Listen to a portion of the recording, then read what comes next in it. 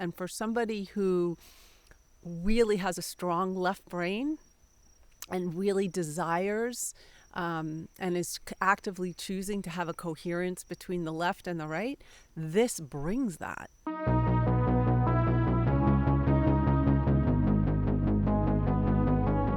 All right, so welcome to another episode of the Indigo Rising podcast. My name is Luke Segredo.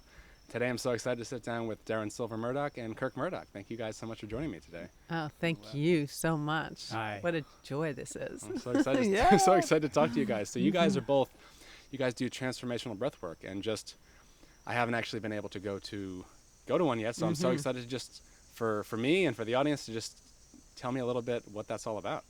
Yeah, well, we discovered it actually a few years ago in Costa Rica. Okay. And we both had a session where we were sitting up, and Kirk had a wow experience. I'll let him describe his experience first. For me, I practiced it for 6 months, getting up very early in the morning, going at it like gusto, because that's my personality. I believe, or I used to believe, that everything worth having has to be hard to obtain.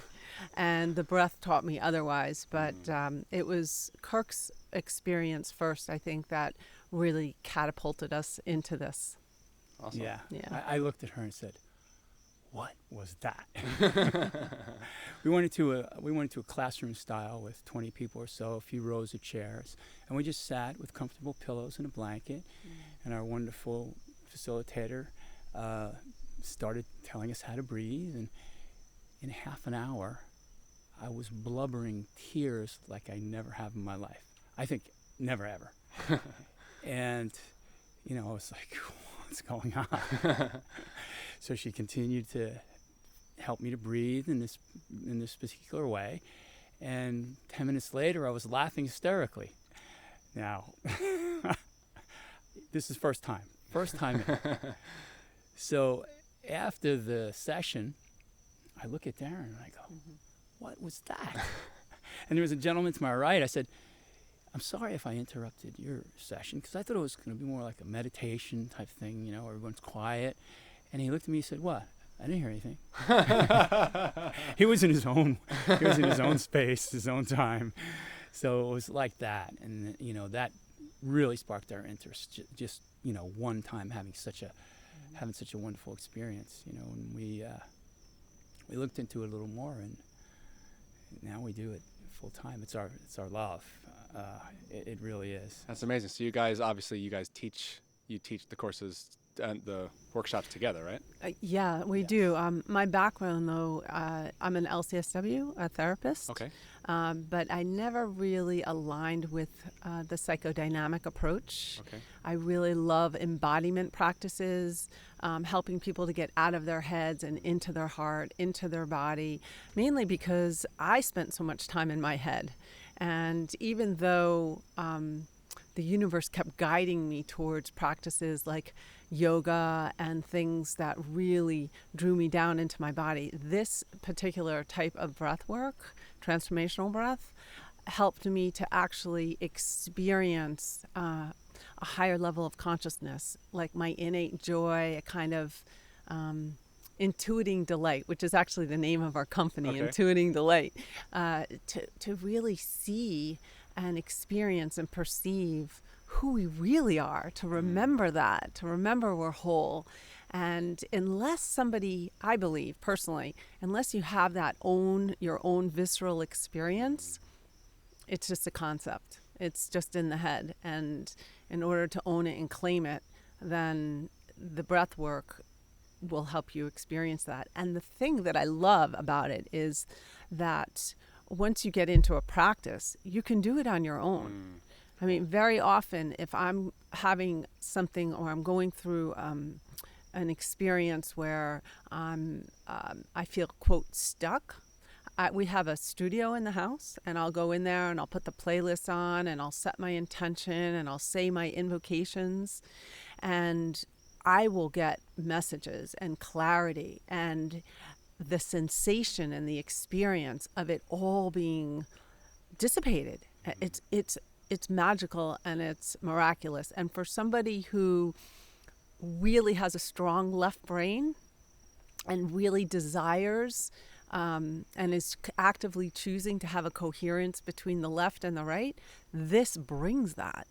So we have to exist in this world. We're human beings, but we also want to bring the ethereal into the physical. So for me, it's literally a godsend. I can't wait to try this because that's what you're speaking to, and your experience is very similar to my experience, because I've been I need to figure it out, and I need all the answers. And even I find for me lately that it's such a funny situation where when I'm in that moment and I'm experiencing the moment that I've been waiting to experience, that I find that my mind tends to take me out of it, be like, is this really happening? Is this really like what's going on? I could tell you so many stories of connections with the divine, sign after message after sign, and I could still be kind of demanding, like, all right, yeah, you can do that. Show me what else you can do, right? Which is really kind of how I treat myself, right? How we speak to the divine is how we're just reflecting to ourselves, how we treat ourselves. Well, and I'm still a little like that, I have to admit. I want proof, but I am softening, and I have so much more patience with myself, and I have to say, I get addicted to... And patience with me. Yeah. That's key, right? Really. Yeah. Where was I going? It flew out of my head. That's fine. But more patience. Amazing. That's amazing. I'm curious just... Oh, I know what it was. Sure. When we have a breath session, Okay. right? And I never know what's going to happen. We're inviting spirit or the divine or the I am presence in. And we're really just creating the space, a safe space. And then when you can feel and witness a shift in somebody's body with something that they move some energy, and you know it. You just know it from your head to toe, and you know that you really didn't do it, that there was something outside of you. That's just completely... That just reaffirms for me, and I keep coming back for more of that. Yeah. That's something that has been showing itself to me a lot lately, that the ego wants to believe that it's doing all of these things, that it's going to be the one to actually calm your mind. Like the ego thinks the ego is going to get rid of the ego, which is just a funny feedback loop that I feel like a lot of people stay in for... I mean, I'm 30. I've been in it for quite some time now, and I feel like a lot of people get stuck in that feedback loop. And I think that part of what I'm trying to share through this podcast is that there's so many modalities to help you just have that second, because I feel like it only takes a second. It just takes a moment. Can be a second, or it can be 10 minutes, or it can be that one moment where you just right. You have the breath and the break from it, that you can actually... Once you have that connection, it's like that, nothing else is really important or matters, and that fulfillment that you have inside, no one can take that away from you, right? And I feel like that's been my experience anyway with having any experience like that. And I'm curious to hear maybe Kirk, just some of your experiences with how it's changed your life and how some things you've seen change. There's something about what you said, the ego. So what we do is we start breathing in a full diaphragmatic connected breath, and it's work, because people aren't used to breathing that way. It's work. It is. And with older people, we're much more gentle. With kids, we're much more gentle. And there comes a time during the breath session where it just changes. It's no longer work. The body takes over. So you're concentrating on your body. You're concentrating on your breath, breathing this particular way. And it's 9/10 of the way to meditation, because you're still thinking, but you're thinking only about your body. And all of a sudden, you're not.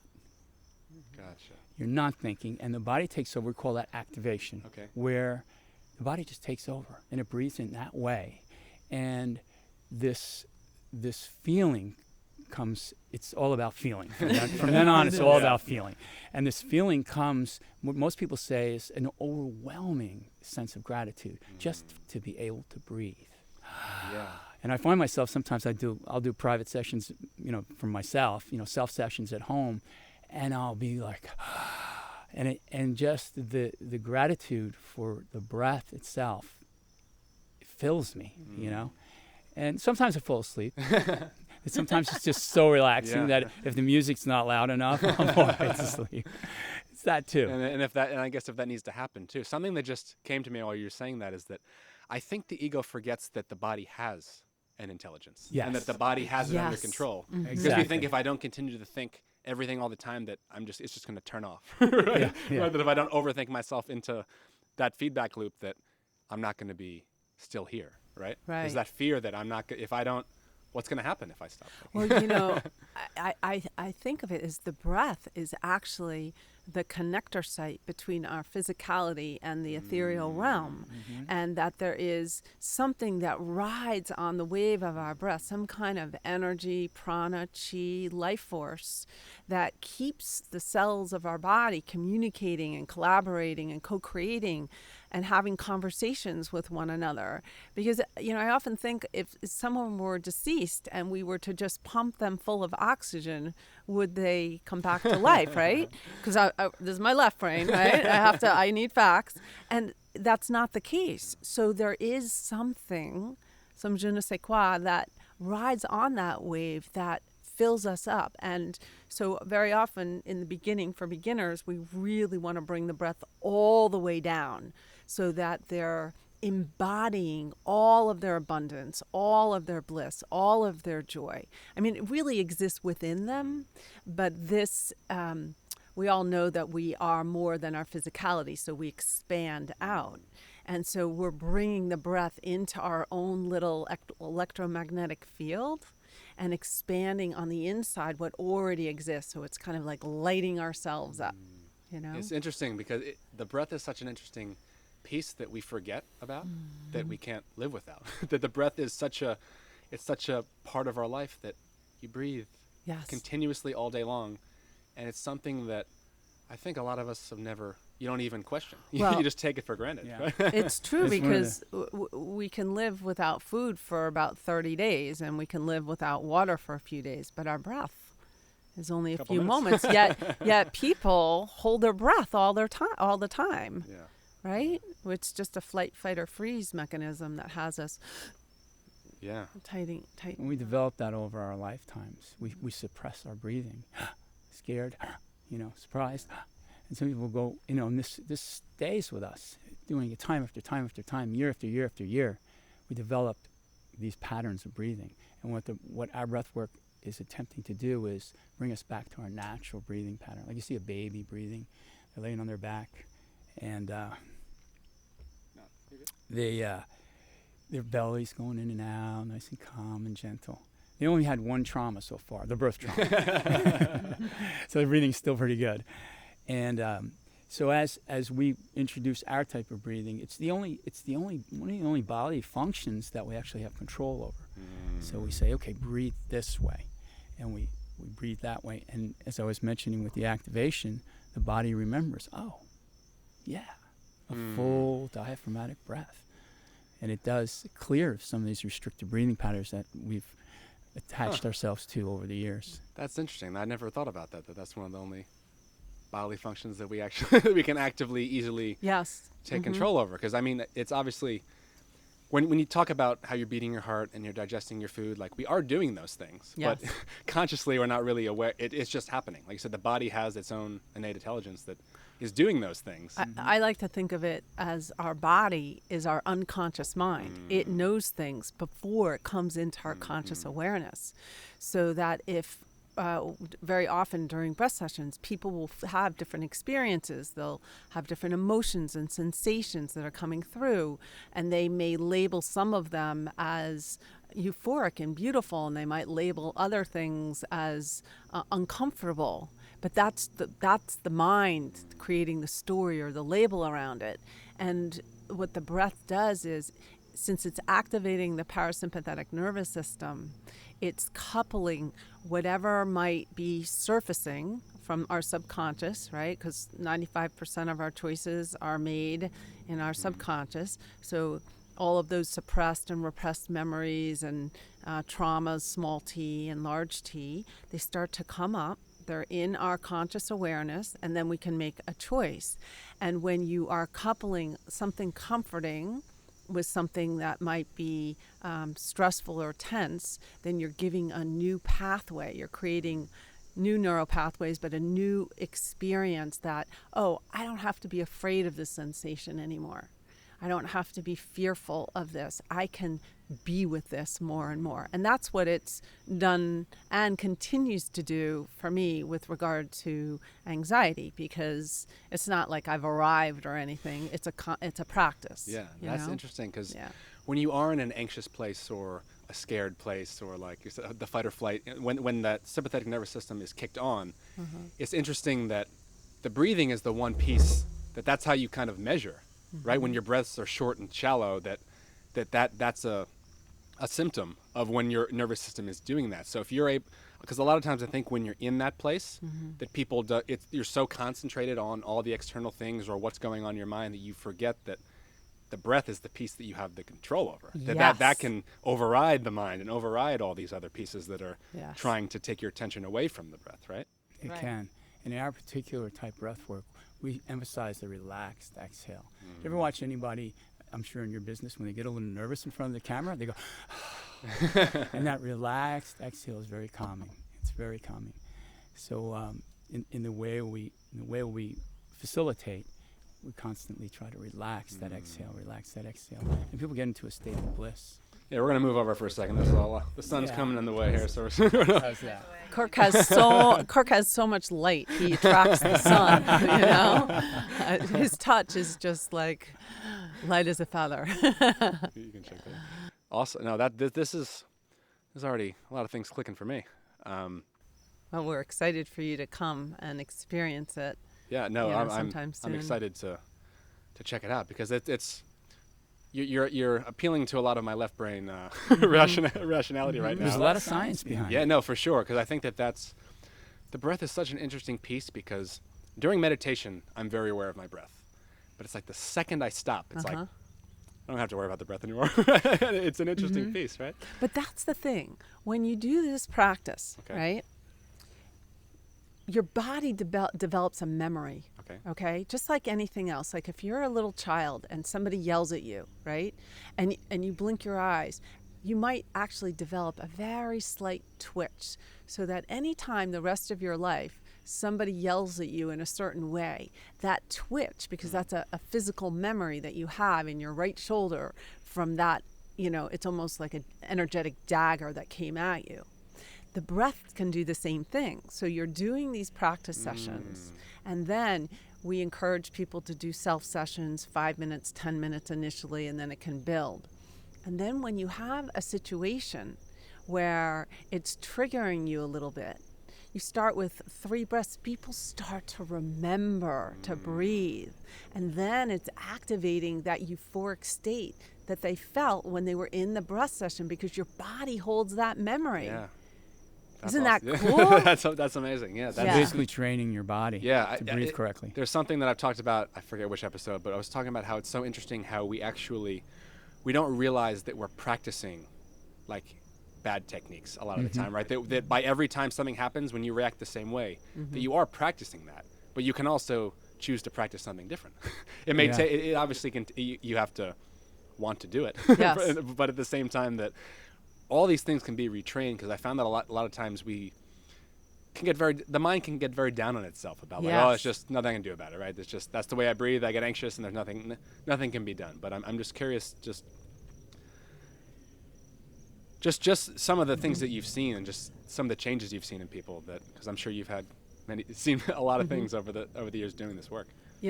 I'm going to steal Kirk's thunder for a moment, because he has a great statement where he says, be mindful of what you're telling yourself, because you're always listening, right? So being mindful of the words that you say. Yeah, it's really great. But getting back to your question, there was a woman that came and she had migraines, debilitating migraines, to the point where she was purging and couldn't go to work. and she came and had 2 sessions with Kirk and practiced it, and the migraines went away. And that's pretty miraculous. It's not always like that with everyone, but that's pretty awesome. That's something conventional medicine just can't do. Yeah. You know, our bodies, they innately know how to heal themselves, you know. I know how to heal myself if I only give myself a chance. Yeah. You know? And I think that's an interesting piece as well that it just keeps showing itself to me as well, because it's like I'm aware of that concept and have been for my dad's a chiropractor, and I grew up with alternative everything, and just that concept that the power that made the body knows how to heal the body, that innate intelligence that is in your body knows how to heal itself on its own. However, the ego still thinks that the ego is the one that's doing the healing, and I noticed that the more I can just get the ego out of the way, that it just comes through. That it's not anything that you have to do. Like the healing part, we think that we're the ones that have to do the healing. Like you just have to get out of the way, right? And let the healing happen. I think that's where the brain, at least my brain tends to get stuck. It's like, well, where do I fix it? How do I heal it? What do I? It's just that these practices, right? That's a tricky one for somebody like me, because then I can go to, well, it's my job to get the ego out of the way.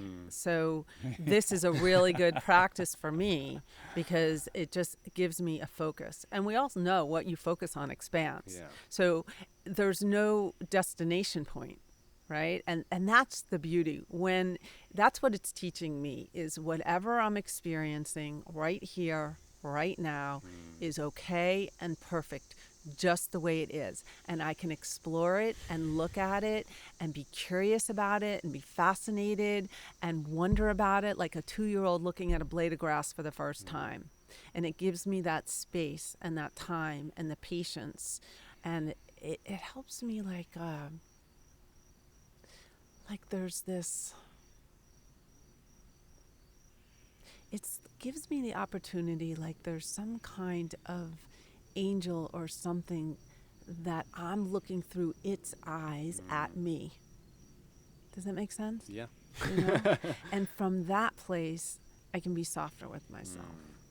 And then it's about integrating that and practicing that. Well, remembering that. Yeah, Because remembering. Yeah, because when I remember that, there really isn't a practice. Yeah, there's I heard Matt Kahn say something recently, that the ego is all about beginnings and endings.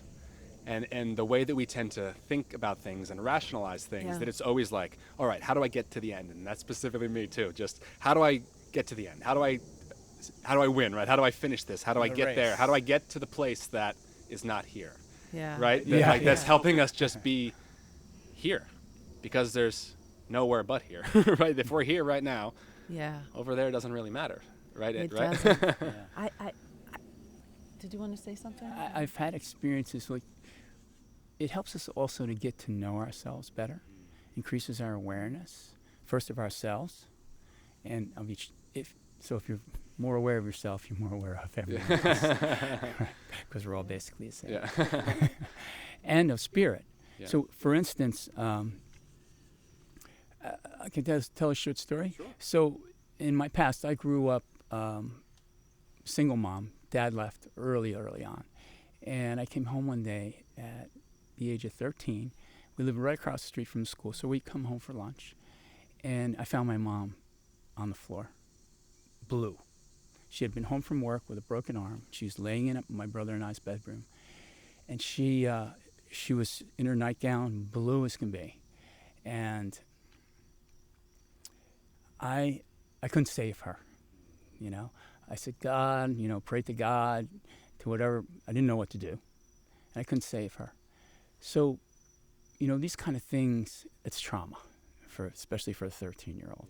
And that little guy just was panicked, didn't know what to do.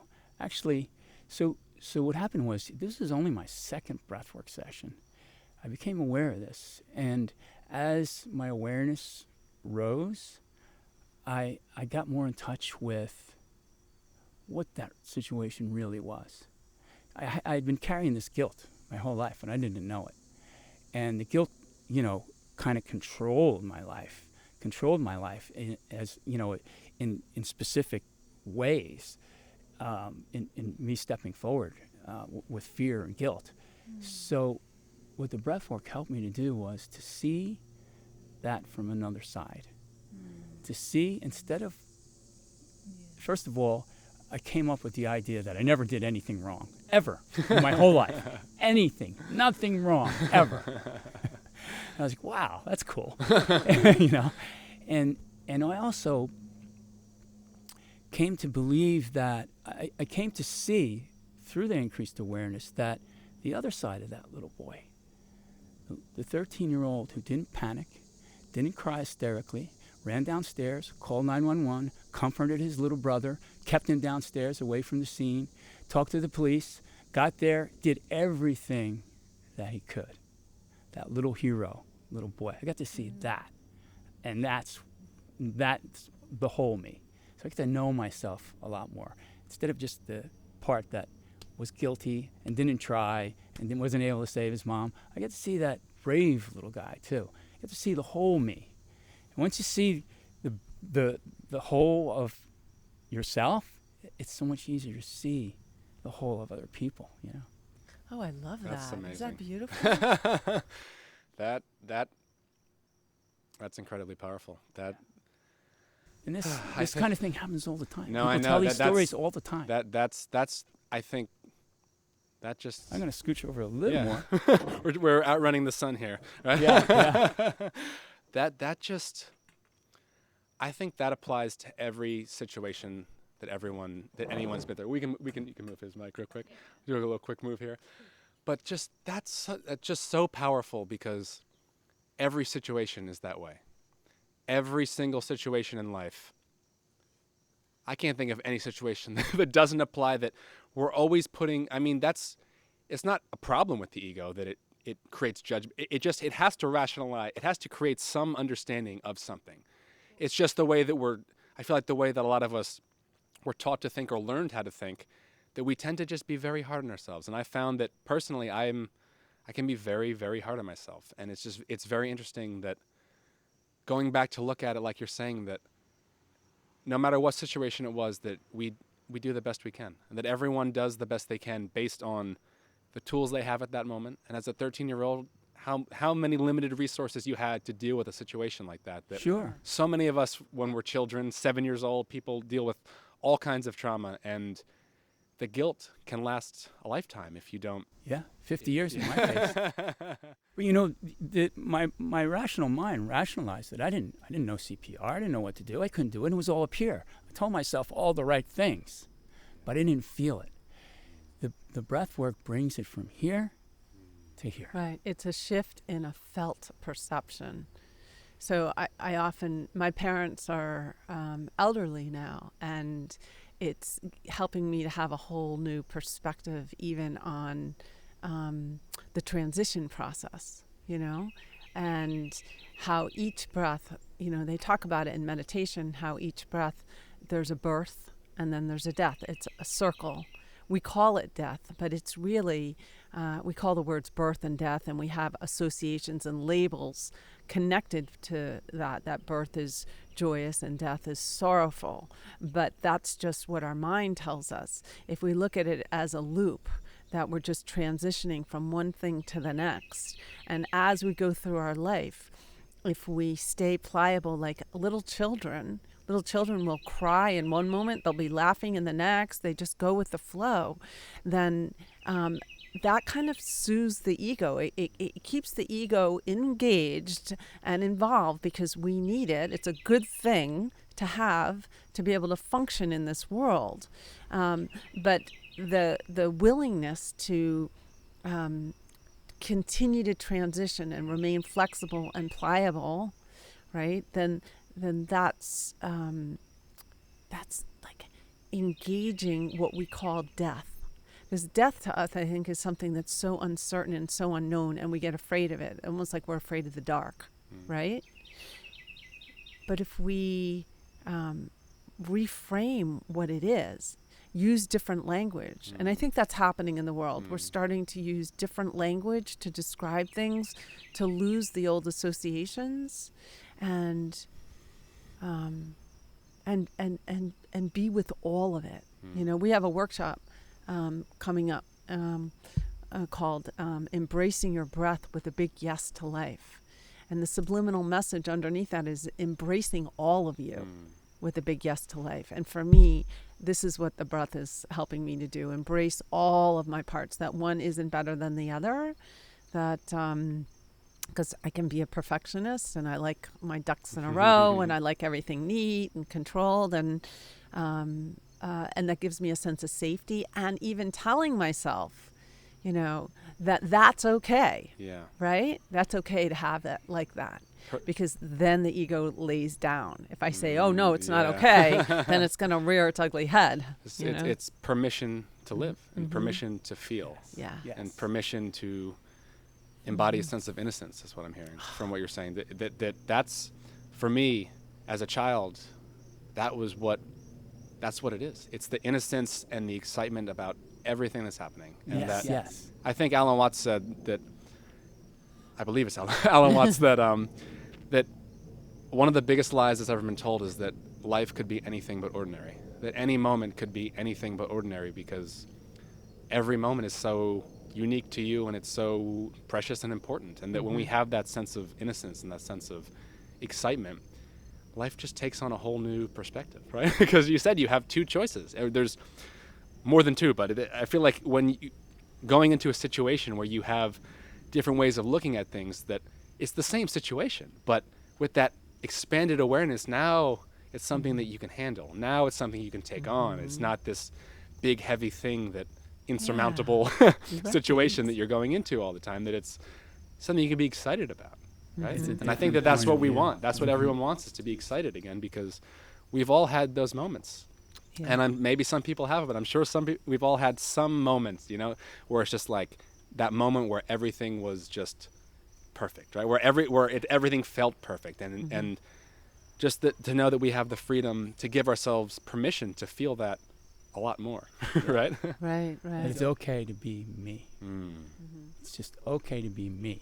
Yeah. Right. All of me. And even when because I use that, I want to maybe reframe what I said, to like perfect, but also to embrace the sadness of life and everything that happens, because I found myself, and I'm sure a lot of people also, that resistance to really feeling that pain, or feeling that sadness that we've really repressed and really pushed down, that we don't want to take a look at. But I found that it feels so liberating to embrace that it's funny how long I've run from it, that when I finally felt it, it's like, this feels amazing. I thought it was going to feel so bad, but it actually it's such a relief to let it go, right? And to just really because it's so much more work to not let it go. Oh, yeah.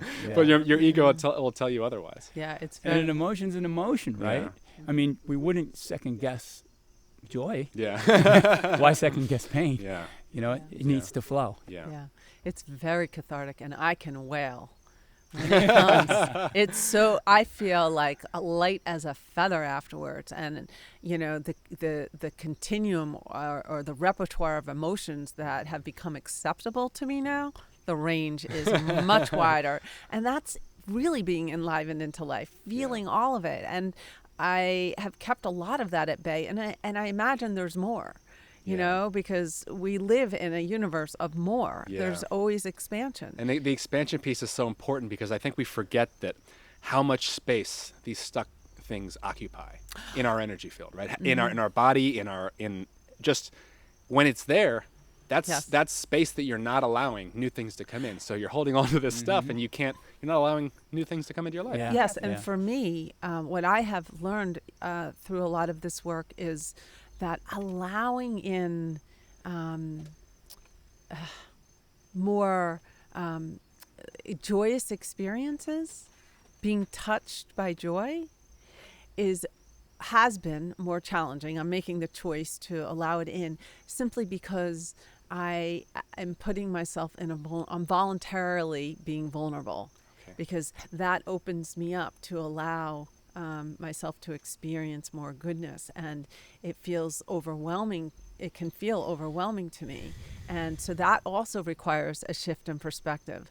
And one of the things, this is a cute little thing, is I get these a stream of consciousness messages, you could say, and they come in the form of words and acronyms and things like that. But one day, so I'm driving and I get a word, but this one was what you were talking about before, is that how extraordinary we are. When I was thinking about the word, I really like that much more than the word special. To me, the word special felt a little more egoic, but extraordinary was like, we are all ordinary, right? We are all the same, yet we each bring something extra to the composite of the whole, so that no one individual is the same, nor whatever you believe in your soul previously, whatever your mindset might be about that. It's always shifting and changing and growing, and you're a different constellation of light. Amazing. Yeah. And that's so powerful, and that's something that has come out in a few of the other interviews that I've done. That, Really? Just the piece that who you are, who you truly are, letting yourself be who you actually are, is the most important thing you can do, and that's what the world needs. That what the world, you being yourself, is the only thing that actually helps the world. That all of us actually letting go of this stuff, that's what we're here to do. that as we let go of it, that I said before, the permission. I thought that's the big word, right? It's been the word for me, the permission to just let it go. I know. And be yourself. Because you can't, and let others be themselves. Yeah. How can I say I love you if I'm trying to change you? Yeah. Yeah. And, very often I will ask for clarity, right? And so I'll go into a breath session, and my intention might be for clarity. And so then I'll find in the weeks to follow, I get these incredibly contrasting experiences. Right? And I look at it and I'm like, contrasting emotions, like deep on one end of the continuum or on the other. And I'm like, okay, I get it, right? Because then it's a choice. And what happens is the need for that strong swing dissipates. And instead of, feeling complete and utter bliss and complete and utter rage, right? It can come, the pendulum can swing less wide, and the subtleties come in, and I'm able to discern and choose and decide, okay. And for somebody who likes everything very clear and delineated, that's the ego, right? It's helpful to get used to that middle range, I love that, because I think that's an interesting thing that, I just made a movie about emotional stress, and just through the whole process of listening to all the conversations, it became very apparent to me just how I feel like unfamiliar and uncomfortable we are with our emotions. It's not really anybody's fault. It's just something that we as a culture just are finally starting to deal with. I think it's just something that we've pushed down for so long. You can only hold something underwater for so long until it just comes to the surface, and then and then to deal with it. So I think something that I'm trying to at least spread and share is that this stuff exists, like what you guys are doing, because it's so much better to do something like do a workshop, right, and deal with it in a fun, safe environment than having to wait until you get pushed to the edge and then it comes out in some other nasty way that you don't have to wait until it gets to that point, right? We can take proactive steps to empower ourselves and step into a better space that allows the world to be better for ourselves and for everyone around us. Because I think that you're affecting, obviously, the people around you, but the more you become okay in your own skin, I found that what everyone else is doing doesn't bother you anymore. Because I'm happy now. Like, I'm feeling fulfilled. What does it matter what anybody else is doing, right? And don't get the wrong idea that, that our workshops are all like, I'm looking at my dark side, They all end in bliss. For sure, yeah. Like what I said in the beginning, like I was crying hysterically and then it felt so light that I just couldn't stop laughing. And how about that woman that came to the Himalayan salt cave? Remember her? She was in her breath the whole time, and I forget her exact words, but it was something like, this was the most profound spiritual experience I've ever had. 50 years old. Really? 1 hour. Yeah. She got it. Yeah. A profound spiritual experience. Yeah. She didn't go into detail, but her face showed the picture. That's amazing. I know you have somewhere to be soon, so I want to start to wrap this up. We've already gotten to some great, you've opened a lot of perspectives for me today. I'm so excited to experience one of these workshops, and I just want to just for anyone watching or listening, where can they find you and where can they learn more about this? Sure. We are changing websites, but for now, it's Darryn Silver, DARRYN Silver.com. Okay. The new website, when that comes up, will be presenceofthewind.com. Okay. And I'll put links to everything in the description of this. Thank you. Great, thank you. Thank But you. if there's any final things you'd like to share, I'd like to invite you. Yeah, just one quick thing, sure, okay? Yeah. When I was a little girl, I wondered what was the thing that kept my heart beating, right? And I asked my parents and other adults, and nobody could tell me what the answer was. So I decided to call it the energy of love. So for any of you left brainers out there, right, there's something that's keeping your heart beating, and it's real. So follow your heart.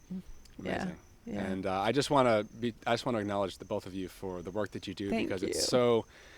I think it's so important right now. It's just so you're empowering people so much and giving people the opportunity that they may never find otherwise, and creating the space for people to be able to take control of their lives is just. I have so much gratitude for people like you doing the work that you do. Thank you. And thank you for putting it out there and letting people know about it. Thanks for what you do. Yeah. I appreciate it. Yeah. All right. Beautiful. Thank you guys so much. All Thank right. you. Until next time.